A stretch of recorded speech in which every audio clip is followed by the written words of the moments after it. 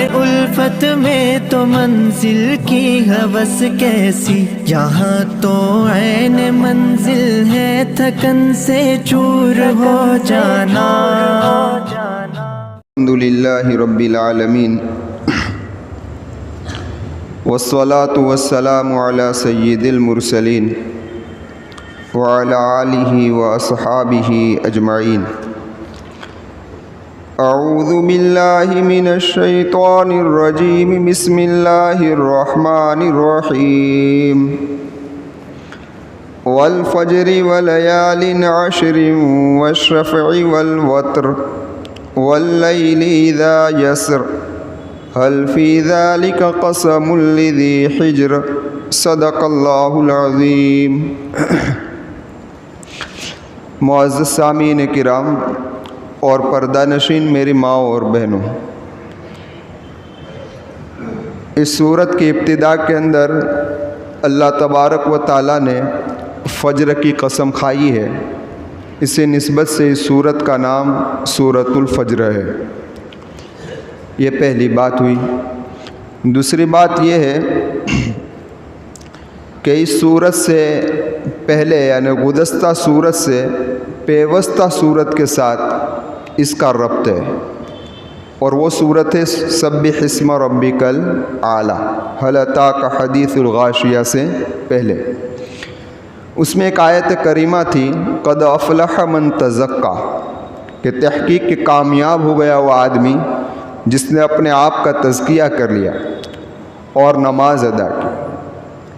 اس سے اس کا ربط ہے۔ کیا ربط ہے؟ ربط یہ ہے کہ اس صورت کے اندر اللہ تبارک و تعالیٰ نے دو فرض عبادتوں کی طرف اشارہ کیا، ایک زکوٰۃ اور دوسرا نماز، کہ جو آدمی ان دو چیزوں کا اہتمام کرے گا وہ کامیاب ہو جائے گا۔ اور اس کے بعد سورہ غاشیہ آئی، اور سورہ غاشیہ کے اندر اللہ تبارک و تعالیٰ نے احوال بیان کیے کہ جو لوگ کامیاب ہوں گے انہیں کیا کیا ملے گا، جنت کی نعمتوں کو بیان فرمایا۔ یہ ہو گیا۔ اب اس صورت میں اللہ تبارک و تعالیٰ تین نفل عبادتوں کو بیان کرتے ہیں۔ کتنی؟ تین۔ تو فرمایا کہ جو آدمی ان تین نفل عبادتوں کا اہتمام کرے گا وہ صرف کامیاب ہی نہیں ہوگا بلکہ پوزیشن لائے گا۔ امتحان کے اندر صرف کامیاب ہونا مقصد نہیں ہوتا بلکہ کتنے پرسنٹیج آئے، اول نمبر آیا کہ دوم نمبر آیا، یہ اصل مقصد ہوتا ہے نا۔ کامیاب تو ہر کوئی ہو جاتا ہے لیکن کتنی ٹکاواری آئی، یہ اصل چیز ہے۔ تو فرمایا کہ جو آدمی ان تین چیزوں کا اہتمام کرے گا وہ قیامت کے میدان کے اندر پوزیشن لائے گا۔ تو اللہ تبارک و تعالیٰ ان فرائض کے ساتھ ساتھ ان نوافل کا بھی اہتمام کرنے کی ہمیں توفیق عطا فرمائے۔ یہ دوسری بات ہوئی۔ تیسری بات یہ ہے کہ اس سورت کے نازل ہونے کا سبب کیا ہے؟ تو علماء نے لکھا ہے کہ زندیقوں کی طرف سے ایک شبہ پیدا کیا جاتا تھا۔ وہ شبہ کیا تھا؟ وہ شبہ یہ تھا کہ بھائی گنہگاروں کو سزا دینا مقصد ہے اور نیکوکاروں کو، اچھے لوگوں کو اچھا بدلہ دینا مقصد ہے، تو دنیا میں کیوں نہیں دے دیتے؟ سمجھ میں آئی بات؟ قیامت تک کے لیے انتظار کیوں کیا گیا؟ جو معاملہ ہے دنیا میں ہی نمٹا دیتے اللہ تبارک و تعالیٰ۔ اور اللہ تبارک و تعالیٰ نیکیوں سے خوش ہوتے ہیں اور برائیوں سے ناراض ہوتے ہیں تو بس دنیا ہی میں فیصلہ کر دے۔ یہ قیامت کیا لگا رکھی ہے؟ سمجھ آئی بات؟ تو دراصل یہ ان کا اعتراض ہے، اور انبیاء کرام نے ہمیشہ آخرت کو یاد دلایا کہ تمہارے اچھے کاموں کا بدلہ اور تمہارے برے کاموں کا نتیجہ تمہیں آخرت کے اندر ملنے والا ہے۔ تو یہ چیز پیدا ہو گئی۔ تو اس پر سے انہوں نے ایک بات اور کہی، اللہ میری بھی حفاظت فرمائے، کہنے لگے کہ اللہ تبارک و تعالیٰ کو پتہ ہی نہیں ہے کہ کون اچھے عمل کرتا ہے کون برے عمل کرتا ہے، نعوذ باللہ۔ دوسری بات انہوں نے یہ کہی کہ اللہ تبارک و تعالیٰ کے پاس اتنی طاقت ہی نہیں ہے کہ اچھوں کو اچھا بدلہ دے اور بروں کو بری سزا دے، نعوذ باللہ من ذالک۔ یہ اعتراض تھا، یہ شبہ تھا۔ تو اس صورت میں اس کا جواب دیا گیا۔ کیا جواب دیا؟ کہ جس طریقے سے اللہ تبارک و تعالیٰ کمال علم والا ہے کہ اس کے علم میں کوئی کمی نہیں ہے، اور کمال قدرت والا ہے کہ اس کی قدرت میں کوئی کمی نہیں ہے، اس طریقے سے اللہ حکیم مطلق بھی ہے۔ کیا ہے کہ کون سا کام کب کرنا ہے وہ اللہ ہی جانتا ہے اور کوئی جانتا نہیں، اور اس کی حکمت کا تقاضا ہے یہ ہے کہ اچھوں کو اچھا اور بروں کو سزا قیامت میں دی جائے۔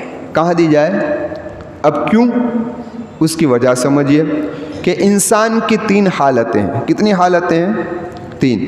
پہلی حالت اس کی دنیا کی زندگی کی ہے، دوسری حالت اس کی برزخ کی زندگی کی ہے، برزخ یعنی موت کے بعد، تیسری حالت آخرت کی ہے۔ سمجھ میں آئی بات؟ اب دیکھیے، جو اس کی دنیا کی زندگی کی حالت ہے اس کے اندر تو انسان ضرورت حاجتوں کے اندر گرفتار ہے، اسی لیے اس کو مخلوق سے بھی تعلق رکھنا پڑتا ہے، بھائی دوستوں سے، متعلقین سے، سب سے۔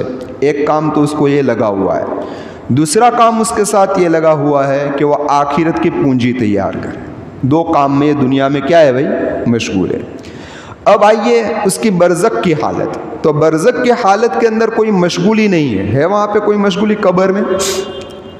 بیوی کی، بچوں کی، کسی کی مشغولی وہاں پر نہیں ہے، اور نہ عمل کرنے کی بھی وہاں کوئی جگہ نہیں کہ کوئی عمل کیا جائے، نماز پڑھی جائے، یہ دی جائے، کچھ نہیں، یعنی وہاں بالکل کیا ہے بھائی؟ یہ فری ہے۔ لیکن ایک کام چالو ہے۔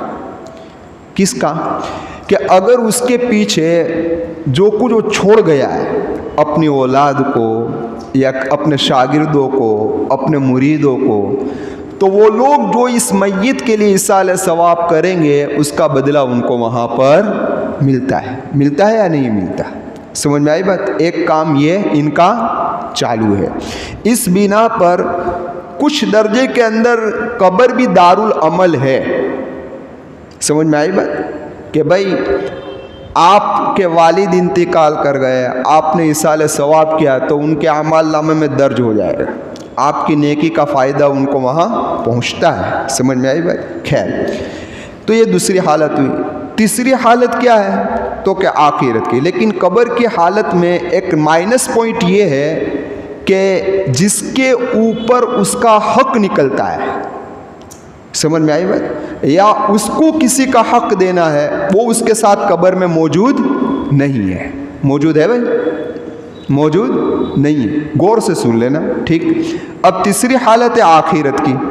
آخرت میں کیا ہے؟ تو کہ آخرت میں اب کچھ بیلنس آنے والا ہے نہیں، جو کر کے گیا وہ کر لیا، قبر میں جو پہنچا وہ پہنچ گیا۔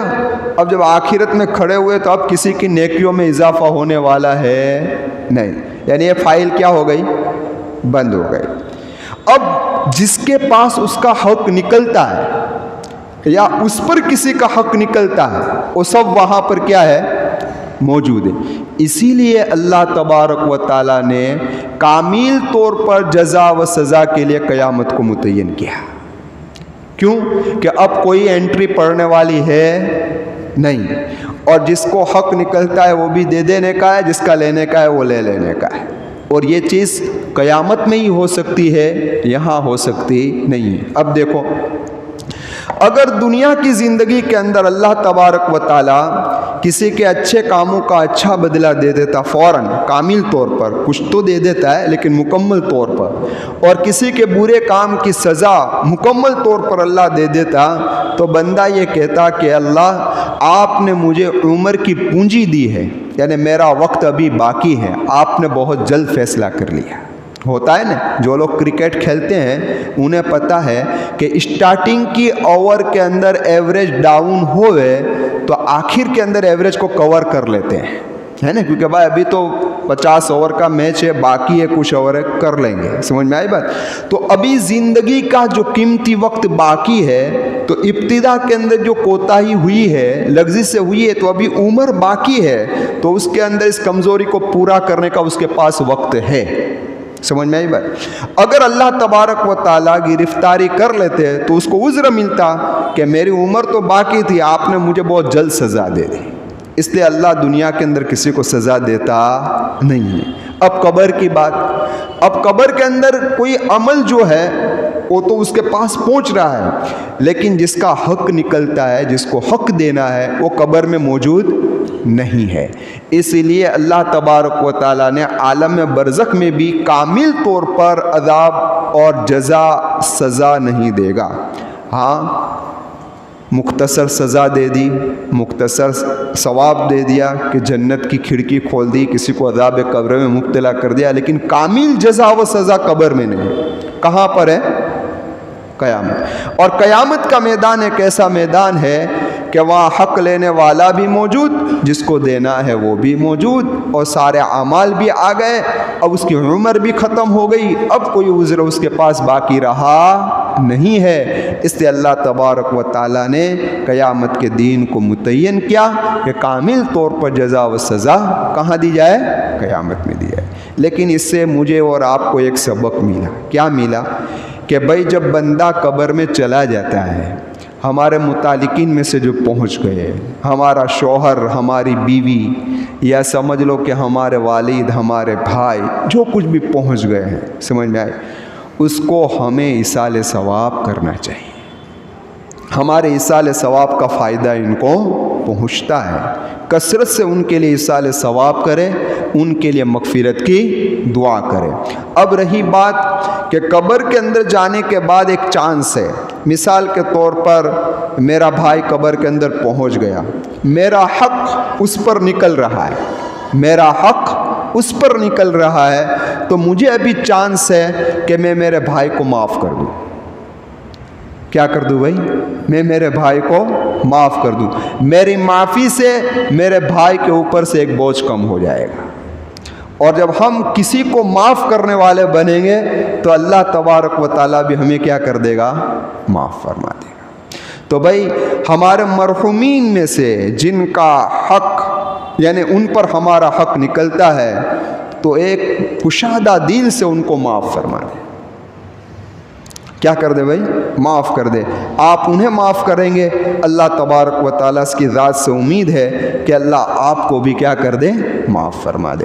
خیر، تو یہ وجہ ہوئی اس سورت کے شان نزول کی۔ اب دیکھیں پہلا لفظ آیا ہے والفجر۔ فجر کا وقت بڑا قیمتی ہے، ہر آدمی فجر کا انتظار کرتا ہے۔ آپ ذرا سوچیں کہ گھونسلے میں بیٹھا ہوا پرندہ بھوکے پیاسے رات گزار دے گا، وہ صبح کا منتظر ہے کہ صبح ہو تو میں جاؤں، ہے نا؟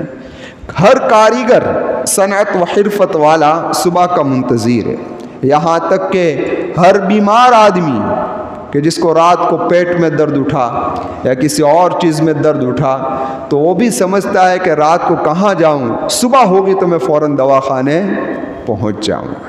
وہ بھی کس کا منتظر ہے بھائی؟ صبح۔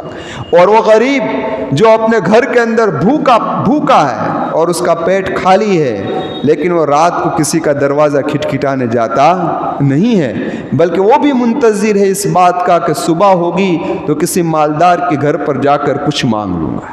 اس لیے صبح کی بڑی اہمیت ہے، اس لیے فرمایا والفجر۔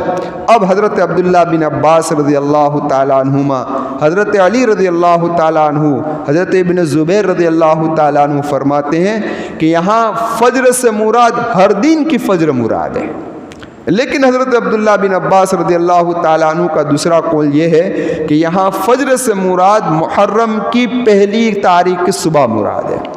لیکن تیسرا قول جو ہے، جو حضرت مجاہد کا ہے، حضرت اکرمہ کا ہے اور حضرت عبداللہ بن عباس رضی اللہ تعالیٰ عنہما کا بھی ہے، وہ کچھ جامع معلوم ہوتا ہے کہ یہاں فجر سے مراد ذی الحجہ، یعنی کہ قربانی کے دن کی صبح، 10 ذی الحجہ کی صبح مراد ہے۔ کیوں مراد ہے؟ سمجھنے جیسی بات ہے۔ اس لیے مراد ہے کہ ہر دن کی اللہ نے رات رکھی ہے، کوئی دن ایسا نہیں کہ جس کی رات نہ ہو، پہلے رات آتی ہے پھر کیا آتا ہے؟ دن۔ لیکن بقرعید کی صبح جو ہے نا، اس کی کوئی رات نہیں ہے۔ آپ کو اگر رات تو آتی ہے نا رات، لیکن اس کی کوئی رات نہیں ہے۔ کیوں رات نہیں ہے؟ اس کو آپ سمجھئے کہ عرفات کے میدان میں 9 ذی الحجہ کو ایک رکن ہے کس کا؟ وقوف عرفہ کا، ہے نا، اس کا وقت کیا ہے؟ اس کا وقت یہ ہے کہ 9 تاریخ کو زوال سے لے کر دوسرے دن کی صبح صادق تک اگر کوئی آدمی عرفات کے میدان میں سے گزر گیا یا پہنچ گیا تو اس کا یہ رکن کیا ہو جائے گا؟ ادا ہو جائے گا۔ پتہ چلا کہ 9 ذی الحجہ ختم ہونے کے بعد یہ پوری رات بھی اسی دن میں شمار کر لی گئی ہے۔ سمجھ میں آئی بات؟ یہ رات بھی کس میں شمار کر لی گئی ہے؟ اسی دن میں شمار کر لی۔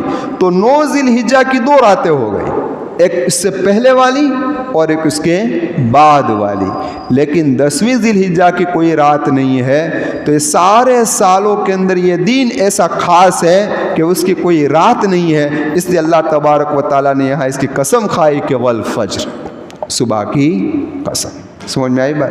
خیر، یہ لوگ اتنا آپ لوگ سمجھ گئے تو اب آگے سمجھیں کہ اب میں نے کہا تھا کہ بھئی 3 نفل عبادتیں ہیں جس کا اس آیت کریمہ میں تذکیرہ ہے۔ تو اب دیکھیے، ظاہر میں یہ معلوم ہوتا ہے کہ 4 چیزوں کی اللہ نے قسم کھائی۔ والفجر 1، ولیال عشر 10 راتوں کی قسم 2، والشفع والوتر جفت اور طاق کی قسم۔ جفت کس کو کہتے ہیں؟ کہ جس کو تقسیم کرے تو تقسیم ہو جائے، اور طاق کس کو کہتے ہیں؟ کہ جس کو تقسیم کرو تو تقسیم ہوئے نہیں، بھانگا کار کرو تو کچھ نہ کچھ اوپر بچتا رہے، اس کو کیا کہتے ہیں؟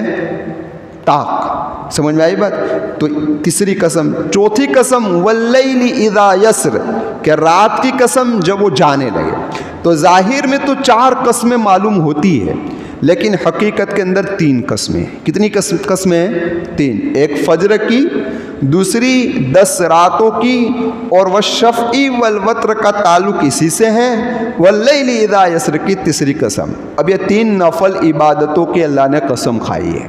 اب جن نفل عبادتوں کی اللہ نے قسم کھائی ہو اس عبادت کا سمجھ گئے؟ تو اب کون سی 3 نفل عبادتیں ہیں؟ پہلے تو میں اللہ سے دعا کرتا ہوں اللہ تبارک و تعالیٰ مجھے بھی عمل کی توفیق دے موت تک، اور آپ لوگوں کو بھی موت تک اس کی توفیق عطا فرمائے۔ پہلی نفل عبادت یہ ہے کہ فجر کی نماز کو جماعت کے ساتھ پڑھنا۔ دیکھو، فجر کی نماز تو فرض ہے لیکن جماعت کے ساتھ پڑھنا۔ سمجھ میں آئی بات؟ یہ چیز ہے۔ دوسری تو کہ عشرہ یا اخیرہ رمضان المبارک کی آخری 10 راتوں کی قدر کرنا۔ ہم کیا کرتے ہیں؟ آخری عشرے کی طاق راتوں کی قدر کرتے ہیں، 21، 23، 25، 27، 29۔ بعضوں نے تو 27 ہی کا دامن پکڑا ہے، وہ تو کسی اور چیز میں توجہ بھی نہیں دیتے۔ بعض لوگوں نے طاق راتوں میں عبادت کر لیتے ہیں، لیکن اللہ فرماتا ہے والشفع والوتر، اس میں جفت بھی آ گئی، طاق بھی آ گئی، اشارہ کر دیا کہ اے لوگوں رمضان کے آخری 10 راتوں کی قدر کر لو۔ سمجھ آئے؟ اب مفسرین نے لکھا ہے کہ ولیال عشر سے عشرائے ذی الحجہ کی 10 راتیں مراد ہے، بعضوں نے کہا کہ محرم کی 10 راتیں مراد ہے، لیکن معلوم یہ ہوتا ہے کہ یہ رمضان کی 10 راتیں ہیں، کیونکہ اس کی فضیلت بہت آئی ہے کہ اس میں شب قدر بھی ہے، 1000 مہینے سے بہتر ہے۔ خود محمد رسول اللہ اس کا اہتمام فرماتے تھے، اپنے گھر والوں کو جگاتے تھے، اپنے گھر والوں کو جگاتے تھے۔ تو اس سے پتہ یہ چل رہا ہے کہ اس سے رات کون سی مراد ہے؟ کون سی بھائی؟ ہاں، ایک دو۔ اب تیسری بات کہ واللیل اذا یسر سے معلوم ہوا کہ رات کے جب جانے لگے، تو رات جب جاتی ہے تو اس وقت کیا ہوتا ہے بھائی؟ کون سا وقت ہوتا ہے؟ رات جب جانے لگتی ہے تو کون سا وقت ہوتا ہے؟ تہجد کا وقت ہوتا ہے۔ کس کا وقت ہوتا ہے؟ تہجد کا۔ تو یہ 3 نفل عبادتیں ہوئی، فجر کی نماز جماعت کے ساتھ پڑھنا، رمضان المبارک کے آخری 10 راتوں کی قدر کرنا، اور تیسرا تہجد کا اہتمام کرنا۔ اللہ مجھے بھی عمل کی توفیق دے، ہم تمام کو عمل کی توفیق دے۔ اب سنیے فجر کے بارے میں، سنیے کتنی اہمیت ہے اور ہماری کوتاہی کیا ہے۔ ان قرآن الفجر کان مشہودا، سورہ بنی اسرائیل میں کہ یقیناً فجر کا قرآن یعنی فجر کی نماز، قرآن سے مراد کیا ہے؟ فجر کا قرات یعنی نماز، فجر کی نماز حاضر ہونے کا وقت ہے۔ حاضر ہونے کا وقت سے کیا مراد؟ حاضر ہونے کے وقت سے یہ مراد ہے کہ فجر کی نماز کے اندر فرشتے بھی شامل ہوتے ہیں۔ فرشتے بھی کیا ہوتے ہیں؟ حاضر ہوتے ہیں۔ اور آپ نے فضائل اعمال میں روایت سنی ہے کہ دین کے فرشتے صبح سے آتے ہیں تو عصر کے بعد جاتے ہیں، اور رات والے فرشتے عصر سے پہلے آ جاتے ہیں۔ اور عام طور پر دیکھتے ہیں ڈیوٹی میں بھی یہی ہے نا، جس کی ڈیوٹی ہوتی ہے اور چینج ہونے والی ہوتی ہے، تو جب تک آنے والا نہیں آتا وہاں تک جانے والا جاتا نہیں ہے۔ تو جو دین کے فرشتوں کی ڈیوٹی ہے وہ عصر میں شامل رہتے ہیں، اور جو رات کے فرشتے ہیں وہ عصر سے پہلے آ جاتے ہیں، تو دونوں جماعتیں عشر کی نماز میں کیا ہوتی ہے؟ موجود ہوتی ہے۔ اس طریقے سے جو رات کے فرشتے ہیں وہ فجر کی نماز میں موجود ہوتے ہیں جماعت میں، اور جو دین کے آنے والے ہوتے ہیں وہ فجر سے پہلے آ جاتے ہیں۔ اس سے فجر کی نماز میں بھی فرشتے کیا ہوتے ہیں؟ جماعت میں موجود ہوتے ہیں۔ اس سے ان دو نمازوں کی اہمیت زیادہ آئی ہے، ان دو نمازوں کی اہمیت زیادہ آئی۔ اب بات صاف ہے کہ فرشتے ایسی مخلوق ہے کہ جو گناہوں سے پاک ہے، جس پر کوئی گناہ نہیں ہے، تو اے مخلوق بابرکت ہے، تو وہ جہاں ہوگی وہاں برکتوں کا نزول ہوگا۔ کیا ہوگا؟ اور آپ نے بڑی بات سنی ہوگی کہ اللہ والوں کی صحبت کا اثر پڑتا ہے نا، آپ ان کی صحبت میں رہو تو اس کا اثر آپ کو معلوم ہوگا۔ تو فرشتے تو ایک ایسی مخلوق ہے کہ گناہوں سے پاک ہے، تو ان کی موجودگی کا بھی اثر آئے گا۔ اب کس طریقے سے آئے گا؟ آپ کا دین انشاءاللہ جو آدمی فجر کی نماز جماعت سے پڑھے گا دین بہترین جائے گا۔ آپ نوٹ کر لینا، دیکھ لینا، آپ کے کام آسان ہوتے جائیں گے، مشکل کام بھی کیا ہوتے جائیں گے؟ آسان ہوتے جائیں گے، نیکیوں میں جی لگے گا، برائیوں سے بچنے کا۔ ہاں، لیکن اگر فجر کی نماز کوئی جماعت سے نہیں پڑھتا تو معمولی کام بھی پہاڑ جیسے معلوم ہوتے ہیں۔ دیکھنا آپ اس کی نحوست، لیکن اب جس کے دلی بالکل گر چکے ہیں ان کو کوئی فرق نظر نہیں آئے گا، لیکن جن لوگوں کے پابندی ہے فجر کی جماعت سے پڑھنے کی، ان کی کبھی چھوٹ جاتی ہے تو آپ دیکھیں ان کو خود محسوس ہو جائے کہ آج کے مزہ نہ تھی ہوتی، آج کے کام نہ اندر جی لگ تو نہ تھی، سمجھ میں آئے۔ لیکن آج ہماری اس کے اندر بڑی کمزوری، حدیث ہے بخاری شریف کی کہ اگر کسی آدمی کو عشاء کی نماز اور فجر کی نماز کا ثواب معلوم ہو جائے کہ اللہ اس پر کیا ثواب عطا فرمائے گا، تو وہ آدمی اگر چل نہ سکتا ہو، یعنی حدیث کا خلاصہ کیا تو گھسیٹتا ہوا مسجد میں پہنچے گا۔ آج ہم معمولی عذر پر جماعت کیا کر دیتے ہیں؟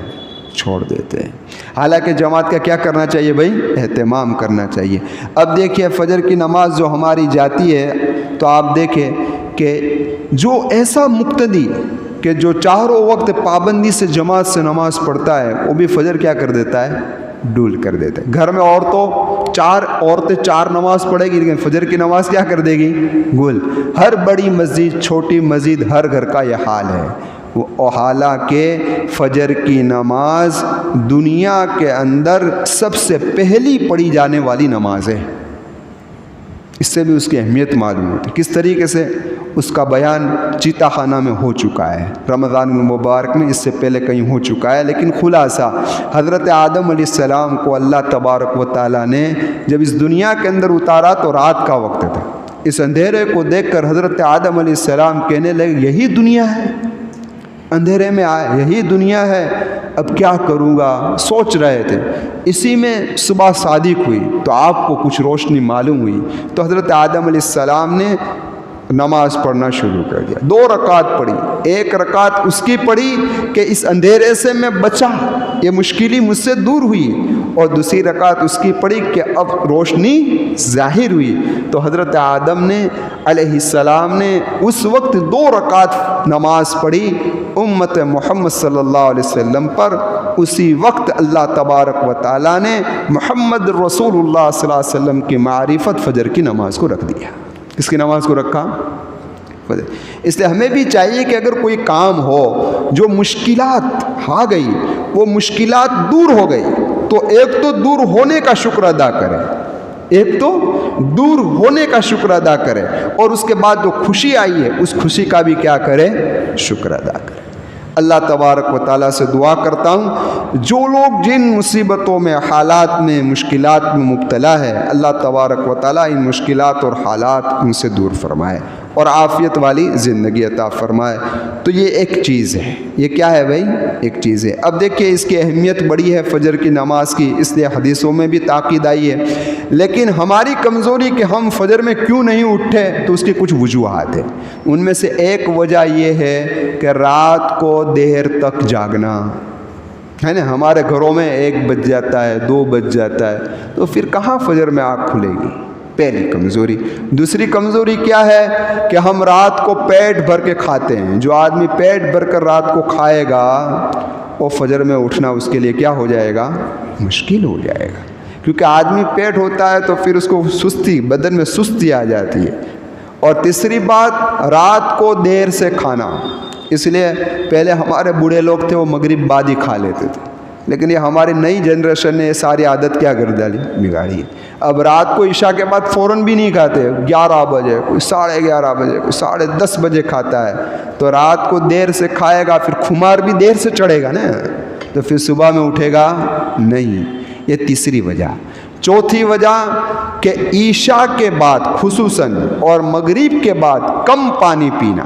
زیادہ پانی رات کو پئیں گے تو صبح میں آنکھ کھلنا مشکل ہو جائے گی، اس بنا پر کہ پانی کی وجہ سے جسم کے اندر رطوبت پیدا ہوتی ہے اور یہ رطوبت نیند کو کھینچتی ہے، اس بنا پر انسان کی آنکھ کھلتی نہیں ہے۔ پانچویں وجہ، کھانے کے بعد چہل قدمی نہ کرنا۔ رات کے کھانے کے بعد واکنگ کر لینا چاہیے۔ کیا کر لینا چاہیے؟ واکنگ۔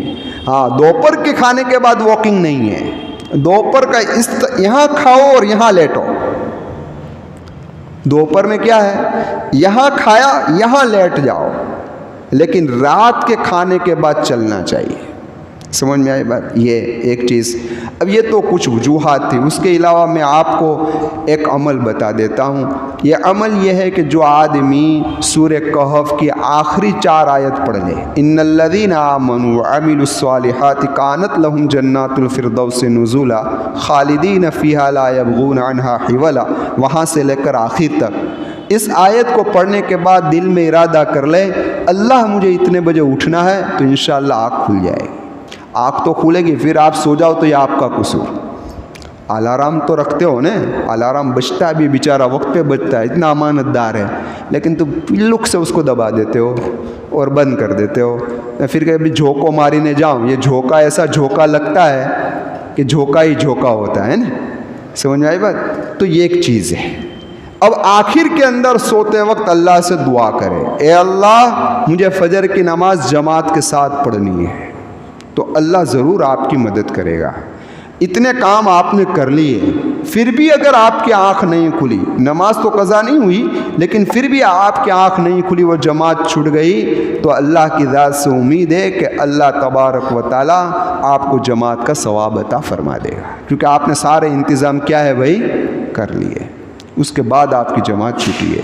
تو خیر، اب دوسری بات جو اس آیت میں ہے، وَلَيَالٍ عَشْرٍ وَالشَّفْعِ وَالْوَتْرِ، جس کے متعلق میں نے یہ کہا کہ رمضان کے آخری عشرے کی 10 راتیں مراد ہے۔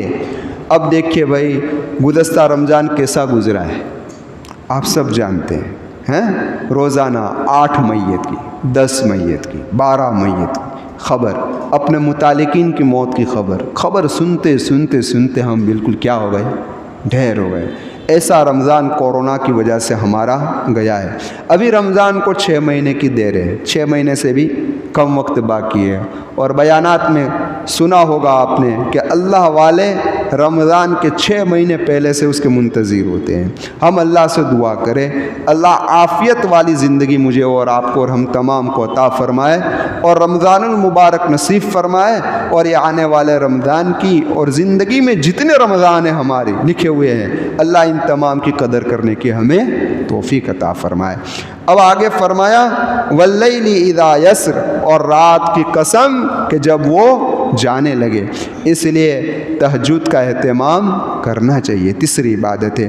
اس لیے میں نے بیان میں بھی کہا تھا آپ سے کہ اگر رات کے آخری حصے میں اٹھنا مشکل ہو تو کم از کم عشاء کی نماز کے بعد جو سنت پڑھتے ہیں، اس سنت کے بعد 2 رکعت تہجد کی نیت سے پڑھ لیں، پھر وطر پڑھ لیں۔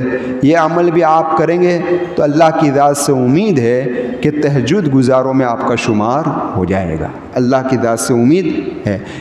پھر کوشش بھی کرے رات میں اٹھنے کی، اللہ سے مانگیں گے، اللہ انشاءاللہ توفیق عطا فرما دے گا۔ پھر آگے فرمایا اللہ تبارک و تعالیٰ نے کہ حل فی ذالک قسم، کیا اس میں قسم ہے، یعنی اس میں اشارہ ہے عقل والوں کے لیے۔ کیا اشارہ ہے کہ اے عقل مندو، یہ 3 نفل عبادتوں کو اہتمام کے ساتھ کر لو تو قیامت کے میدان میں تم صرف کامیاب ہی نہیں ہوں گے بلکہ پوزیشن کے ساتھ آؤ گے، اعلیٰ نمبرات کے ساتھ کامیابی حاصل کر کے آؤ گے۔ یہ ان 5 آیت کریمہ کا خلاصہ تھا جو آپ حضرات کے سامنے پیش کیا۔ اللہ تبارک و تعالیٰ اسے قبول فرما لے اور ہم تمام کی مغفرت کا ذریعہ بنا دے۔ اب آگے اللہ نے 3 واقعات کو بیان کیے ہیں تو آپ لوگوں کو بہت مزہ آ جائے گا۔ ایک تو قوم سمود کا ہے، ایک قوم عاد کا ہے اور ایک فرعون کا ہے۔ تو انشاءاللہ واقعات پیش ہوں گے اور اسی کے اندر اشارہ ہے اس بات کی طرف کہ ہم دنیا کے اندر کیوں سزا نہیں دیتے اور آخرت میں کیوں سزا دیتے ہیں۔ اللہم لک الحمد شکرا ولک المن فضلا، اللہم لک الحمد کما انت اہل، فصلی وسلم علی محمد کما انت اہل، وافعل بنا کما انت اہل، فإنک اہل التقوی واہل المغفرہ، یا احد الصمد الذی لم یلد ولم یولد ولم یکن لہ کفوا احد۔ یا اللہ یا اللہ یا اللہ، لا الہ الا انت سبحانک انی کنت من الظالمین۔ ربنا ظلمنا انفسنا وإن لم تغفر لنا وترحمنا لنكونن من الخاسرين۔ ربنا آتنا في الدنيا حسنة وفي الآخرة حسنة وقنا عذاب النار۔ رب اجعلني مقيم الصلاة ومن ذريتي ربنا وتقبل دعاء۔ ربنا اغفر لي ولوالدي وللمؤمنين يوم يقوم الحساب۔ رب ارحمهما كما ربياني صغيرا، رب ارحمهما كما ربياني صغيرا، رب ارحمهما كما ربياني صغيرا۔ اے اللہ ہمارے گناہوں کو معاف فرما دے، اے اللہ تیری محبت عطا فرما دے، اے اللہ تیری معرفت عطا فرما دے، اے اللہ تیری رضا نصیب فرما دے، تیری ناراضگی سے حفاظت فرما لے۔ ایمان کی حالت میں اس دنیا میں رکھنا، ایمان ہی کی حالت میں اس دنیا سے ہمیں اٹھانا، اور جب ہماری موت کا وقت قریب آ جائے، اے اللہ اعمال صالحہ والی زندگی چل رہی ہو ایسا فیصلہ فرما دینا۔ اے اللہ تڑپ تڑپ کر مرنے سے حفاظت فرما لینا، گھسٹ گھسٹ کر مرنے سے حفاظت فرما لینا، آسان روح قبض کر لینا، اچانک کی موت سے حفاظت فرما لینا، وصیت کے لکھنے کا موقع دے دینا، سمجھانے کا موقع دے دینا، تیری اچانک کی پکڑ سے ہماری حفاظت فرما لینا، اور ایمان کی حالت میں کلمہ لا الہ الا اللہ محمد الرسول اللہ یہ ہماری زبان سے آخری کلمہ نکل رہا ہو اور ہم تیرے پاس آ رہے ہو، ایسی شکل و صورت پیدا فرما دینا۔ ہم تمام کے لیے جنت الفردوس کا فیصلہ فرما دے، عذاب قبر سے بچا لے، جہنم سے بچا لے۔ اے اللہ خصوصاً ہمارے مرحومین کی مغفرت فرما دے۔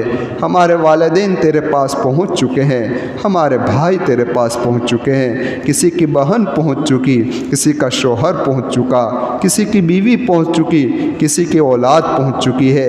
اے رحیم و کریم مولا اس دنیا سے چلے گئے ہیں، اے میرے اللہ ان پر رحم فرما دے، تیری رحمت کے منتظر ہے، تیرے فضل کے منتظر ہے۔ اے میرے مولا دنیاوی زندگی میں ان سے جو کوتاہیاں ہوئی ہے اے اللہ اسے تو معاف فرما دے، ان کے گناہوں کو معاف کر دے، ان پر تو رحم فرما دے، ان پر فضل فرما دے، ان پر کرم فرما دے، ان کے قبروں کو نور سے منور کر دے، جنت الفردوس ان کا ٹھکانہ بنا دے، عذاب قبر سے ان کی حفاظت فرما لے، جنت کے باغات میں سے ایک باغ بنا دے۔ اے میرے رحیم و کریم مولا امت کے سارے مریض مریضوں کو شفا کاملہ دائمہ عاجلہ مستمرہ نصیب فرما۔ جو جس حالات کے اندر ہے، جو مشکلات کے اندر ہے، جس پریشانی میں ہے، جس بیماری میں ہے، اے اللہ ان تمام کو آپ رہائی عطا فرما دے اور ان کو شفا کاملہ دائمہ نصیب فرما دے۔ اے میرے مولا، اے میرے رحیم و کریم مولا، جنہیں جیلوں کے حوالے کر دیا گیا ہے، اے اللہ ان کا کوئی قصور نہیں ہے، ان کی عمریں بھی بڑی ہے، سفید داڑھی ان کے چہروں پر نمایاں ہے۔ اے میرے رحیم و کریم مولا، بس تو ہی جانتا ہے، تیرے سوا کوئی نہیں جانتا ان سلاخوں کے پیچھے ان پر کیا گزر رہی ہے۔ اے میرے اللہ، ان کی رہائی کی شکل و صورت پیدا فرما دے، ان کی رہائی کی شکل و صورت پیدا فرما دے، ان کی رہائی کی شکل و صورت پیدا فرما دے۔ ظالم کے ظلم کو ختم فرما دے، ظالم کے ظلم کو ختم فرما دے، ان کے آپس میں اختلاف پیدا کر دے، توڑ پیدا کر دے، توڑ پیدا کر دے، توڑ پیدا کر دے، اور مسلمانوں میں جوڑ پیدا کر دے، مسلمانوں میں اتفاق پیدا فرما دے۔ اے اللہ مسلمانوں کو ایک دوسرے کے حقوق کو ادا کرنا آسان فرما دے اور مدد و نصرت فرما دے۔ دین کے جتنے قلعے ہیں اے اللہ، جتنے مدارس ہے، خصوصاً دارالعلوم دیوبند کہ جس کے پیچھے یہ ظالم پڑا ہوا ہے، اے اللہ مدد فرما، نصرت فرما، حفاظت فرما، دارالعلوم کی حفاظت فرما، جتنے مدارس ہیں ان سارے مدارسوں کی حفاظت فرما، خانقاہوں کی حفاظت فرما، دعوت و تبلیغ کے مراکز کی حفاظت فرما، اور دین کے جتنے لوگ کام کر رہے ہیں تمام کی مدد و نصرت فرما۔ اے اللہ تمام کی ضرورتوں کو خزانہ غیب سے پورا فرما۔ اے اللہ جو مانگا وہ بھی اپنے رحم سے، اپنے کرم سے، اپنے فضل سے عطا فرما، جو مانگنے سے رہ گیا وہ بھی عطا فرما۔ ان اللہ و ملائکتہ یصلون علی النبی یا ایھا الذین آمنوا صلوا علیہ وسلموا تسلیما اللہم صلی علی محمد کلما ذکرہ الذاکرون وصلی علی محمد کلما غفل عن ذکرہ الغافلون برحمتک یا رب۔